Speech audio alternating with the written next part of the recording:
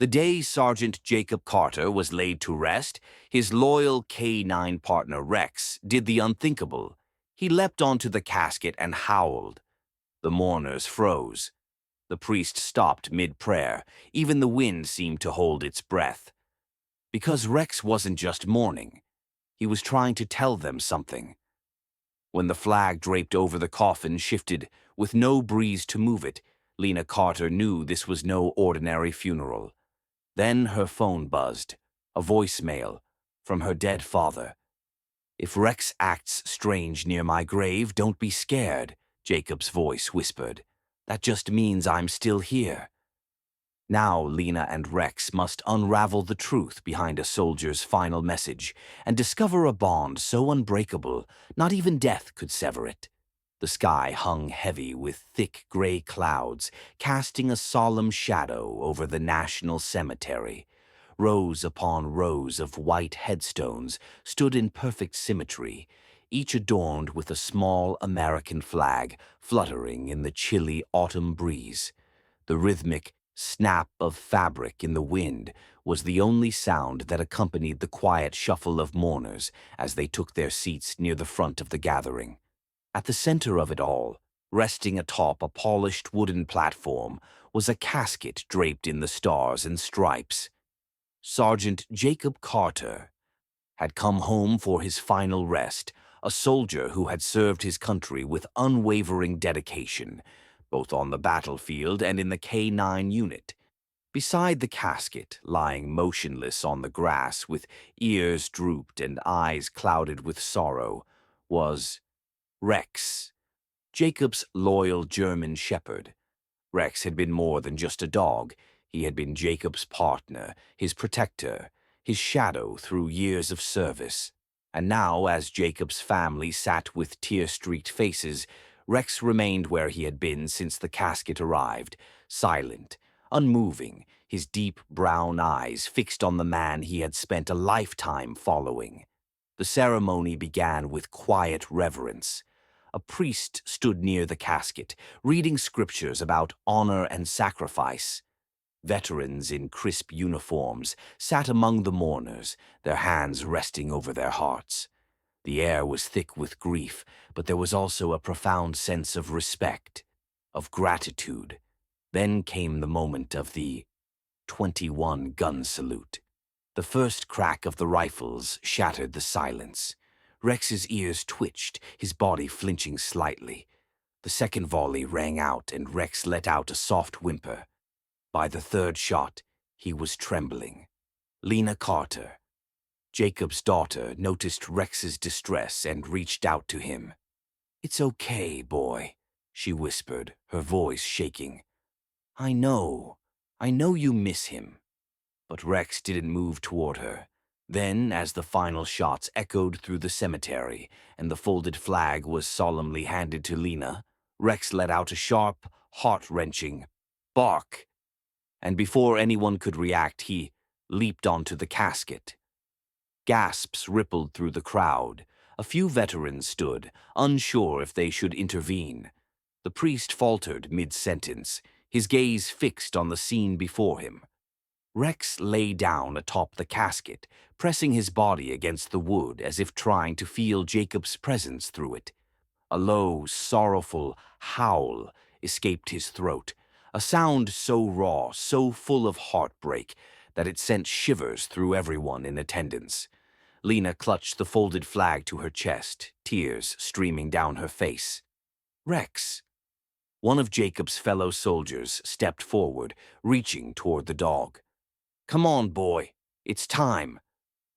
But Rex wouldn't budge, and then something changed. Rex's ears perked sharply, his muscles tensed, his nose twitched wildly as if he had just caught a familiar scent. Then, with sudden urgency, he began to nudge the casket with his nose, whining softly at first, then more insistently. The mourners exchanged uneasy glances. "What's he doing?" someone murmured. Lena stepped forward, concern flickering in her tear-filled eyes. "Rex," the dog whined again, his front paws scratching at the edge of the casket. It wasn't frantic, it was purposeful, almost knowing. A hush fell over the gathering. The wind had died down, and for a moment the air felt unnaturally still. Then something incredible happened. A murmur swept through the crowd as Rex continued to nudge the casket, his paws scraping against the polished wood. Lena's breath hitched. "Rex, come here, buddy," she whispered, her voice thick with grief. But the dog didn't move. He remained frozen, his eyes locked on the casket, ears alert, body trembling. Corporal Sam Reynolds, a veteran who had served with Jacob, stepped forward, his expression grim yet intrigued. He had seen firsthand the deep bond between soldier and K-9. He studied Rex closely, then turned to Lena. "These dogs, they have a sixth sense," he murmured. "They can feel things we can't. Maybe—" He hesitated. "Maybe Rex knows something we don't." Silence fell over the gathering.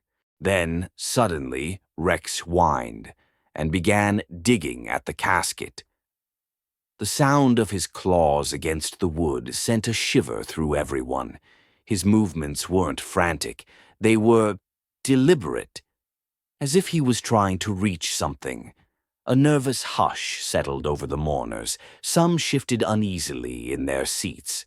The priest, momentarily stunned, clutched his Bible tighter. Then, the impossible happened. The American flag draped over the coffin shifted. A collective gasp erupted from the crowd. The fabric moved, just slightly, a gentle, deliberate ripple across the surface. Despite the eerie stillness of the air, Rex threw his head back and howled.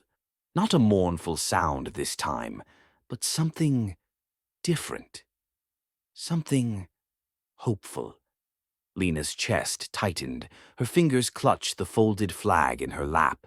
And then her phone buzzed.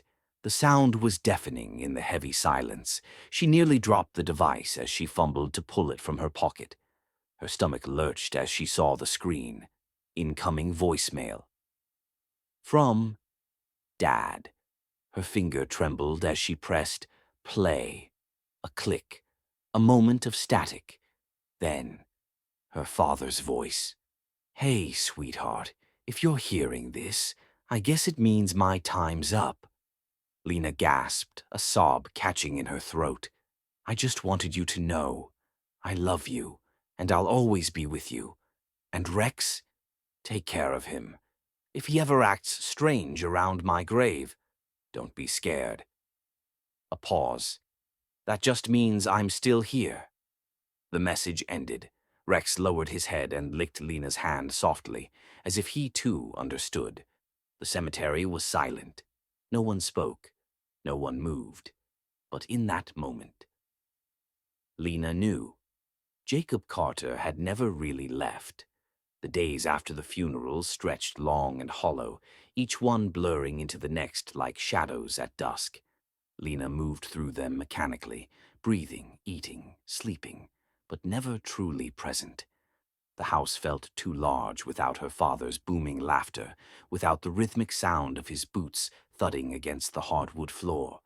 Even Rex, usually so alert and full of energy, had become a ghost of himself.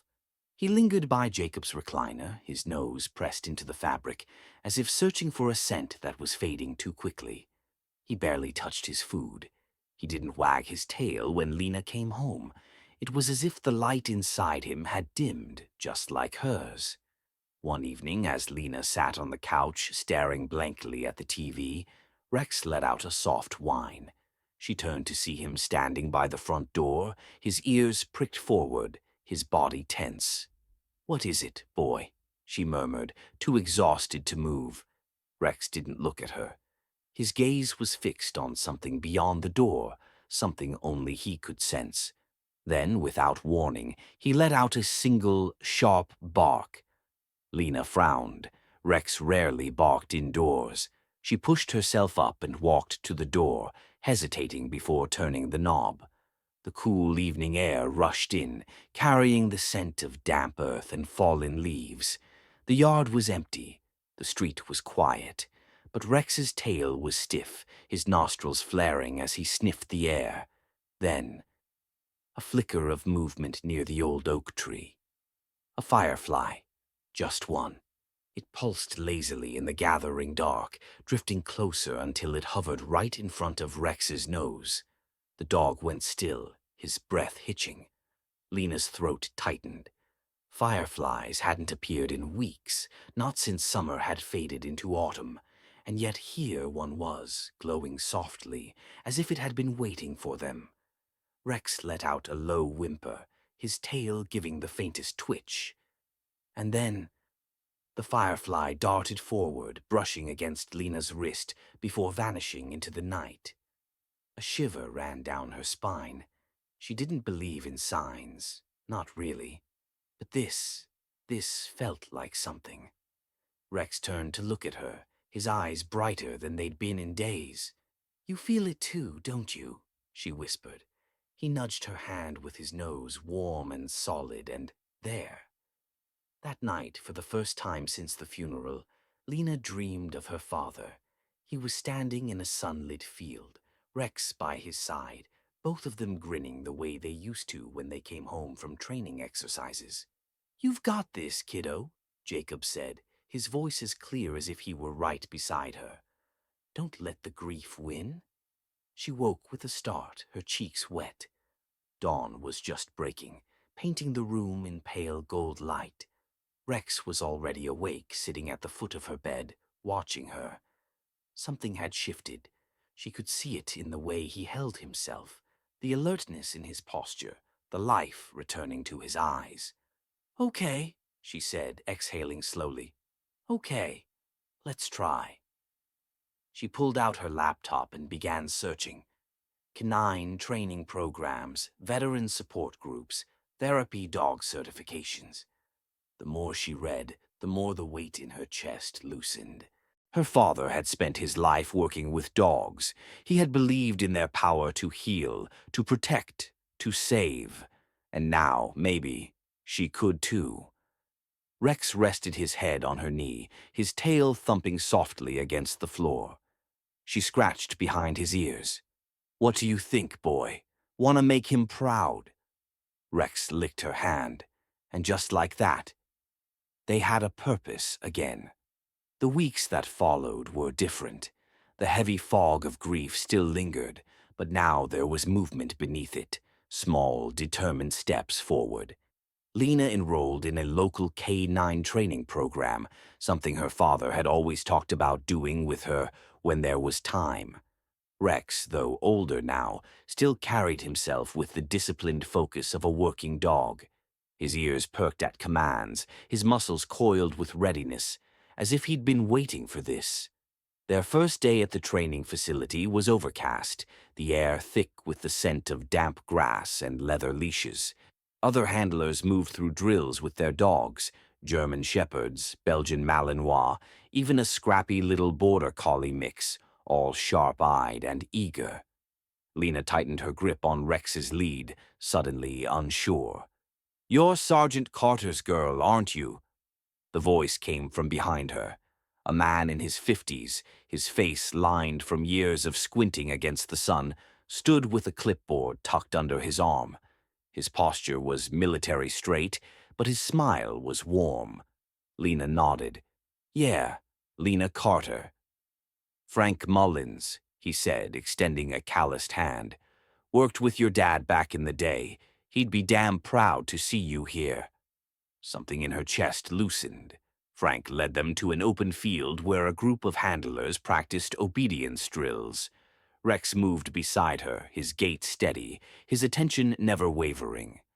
When Frank signaled for them to join, Rex didn't hesitate. He fell into position like he'd been doing it his whole life. "Good boy," Lena murmured, running a hand over his fur. But it wasn't until sunset, when the others had packed up and the field was empty, that it happened. Lena knelt beside Rex, rubbing his shoulders the way her father used to after long training sessions. The sky burned orange and purple, the last light catching in Rex's dark eyes. Then, a flicker. A firefly. Just one. It danced in the air between them, its glow pulsing softly. Rex went still, his nose twitching. Lena held her breath. The firefly drifted closer, hovering near Rex's muzzle for a heartbeat, before darting upward, circling Lena's head once, twice, and then it was gone. Rex let out a quiet whoof, his tail thumping against the grass. Lena exhaled, her throat tight. She didn't need to say it aloud. She knew. Somewhere her father was watching, and he was smiling. 5 years later, the old training field had become something new. Carter K-9 Rescue and Rehabilitation read the freshly painted sign swinging gently in the breeze. The once empty lot now buzzed with activity.